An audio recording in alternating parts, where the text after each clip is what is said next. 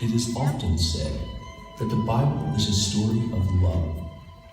And while it's a simple statement, piecing together what the word love truly means is not as easy as it seems. In fact, it took the Greeks 4 words to describe what the English language attempts to convey in one. But only one of those 4 words for love is capable of saving the human race. Only one was selfless enough to meet us on our own level and make itself human. Only one was powerful enough to save the world. But when this word made itself flesh and took on the face of love, very few recognized it walking through the streets.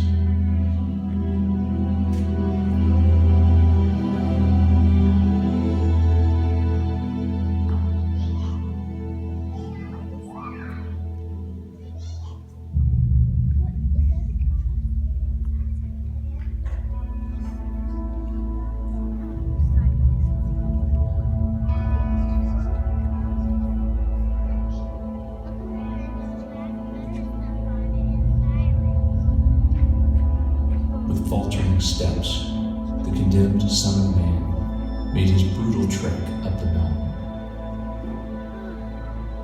Crowds of people lined the path, swarming around him as he tried to keep pace. In the years before this day, many surrounded him to gain healing, or comfort, or understanding.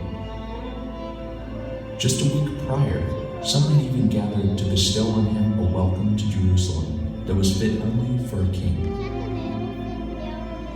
But this day, as the bloody sweat from his brow flowed into the grooved path left in the dirt by the corner of a dragon cross, they yearned for the chance to defy him.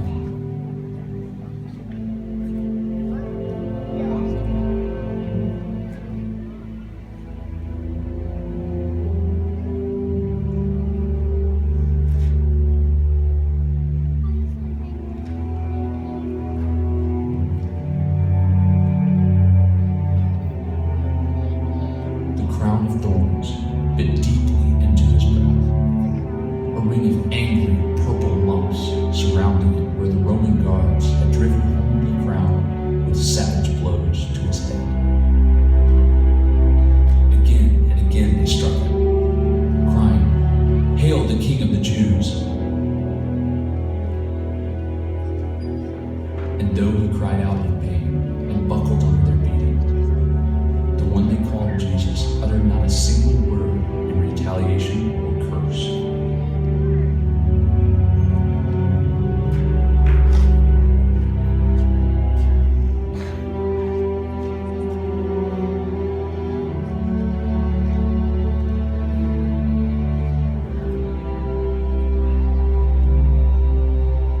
As the prophet Isaiah had foretold, he was led like a lamb to the slaughter, yet he did not open his mouth.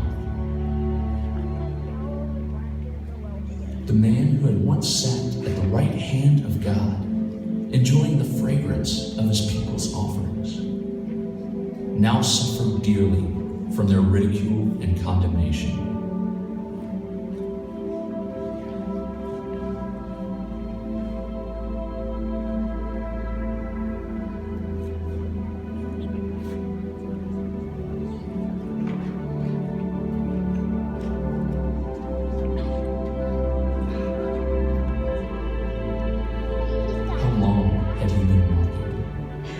How heavy was his burden? The rough wood of the heavy cross tore into his flayed back with every step he took.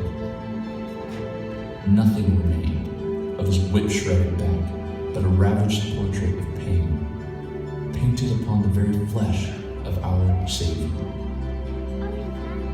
Each step, each breath was a labor of love.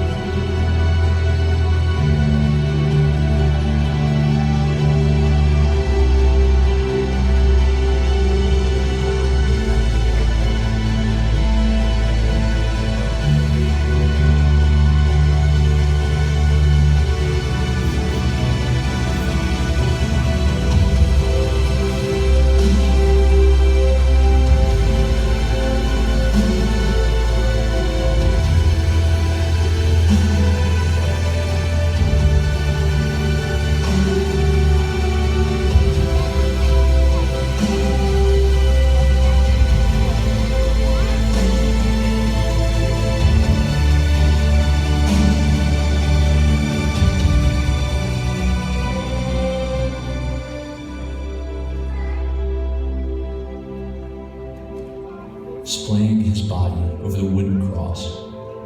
The Roman soldiers began driving nails into his hands and his feet. With each pound of the hammer, the nails were driven further into the wood, securing Jesus in place and bringing with them an agonizing fire of pain.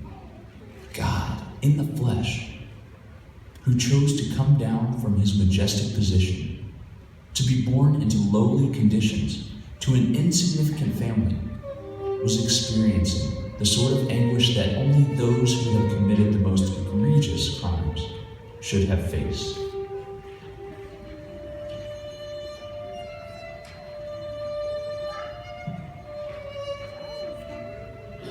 Truly, there is no greater portrait of love than this. Though he had been stripped of his clothes, mocked because of his claims, and hung on a cross amidst a sea of enemies, Jesus knew what was to be done.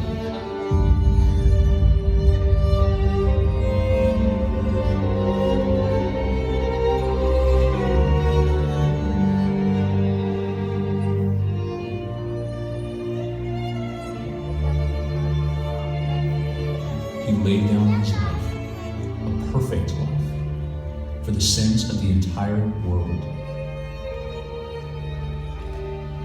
Though fame, comfort, and power were his by right, he continued down the path the Father had laid out before him.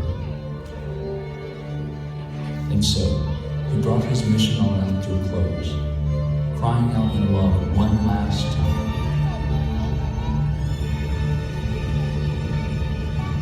Father, forgive them, for they know not what they do.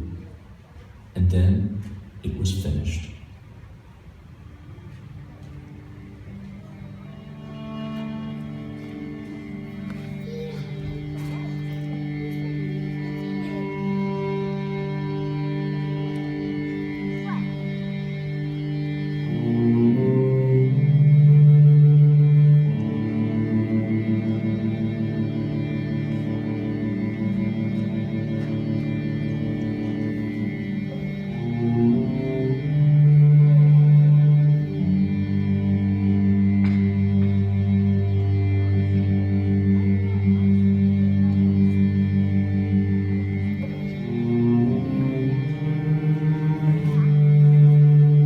This, the face of glory, dignity, majesty, and splendor, traded for humiliation and suffering, so that we could be redeemed and spend eternity with him in heaven.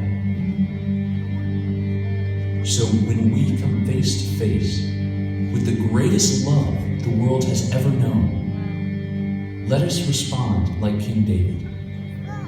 Your face, Lord, I will seek.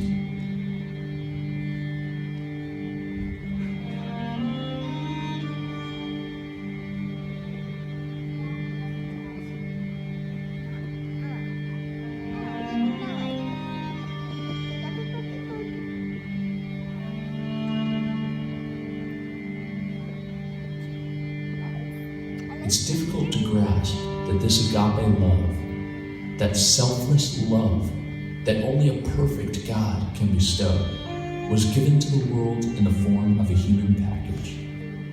Yet this was God's gift of love. That he would come face to face with us, experience emotion and need like us, and die instead of us.